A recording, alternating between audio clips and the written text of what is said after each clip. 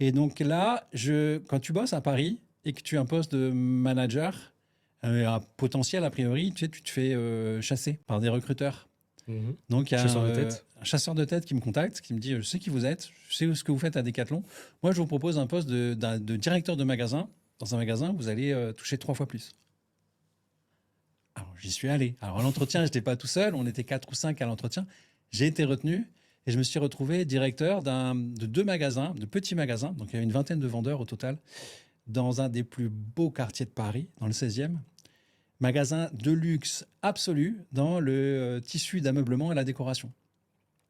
Et c'était très spécial parce qu'en fait, au bout de 6 mois, j'ai complètement craqué. Donc, j'ai découvert le burn-out. Ah ouais.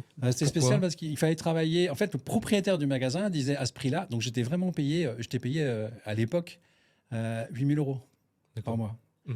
Mais à ce prix-là, on va dire que le propriétaire disait, je veux que vous soyez dans le magasin de 9h à 20h, du lundi au samedi, et vous prenez pas de pause déjeuner, vous sortez pas.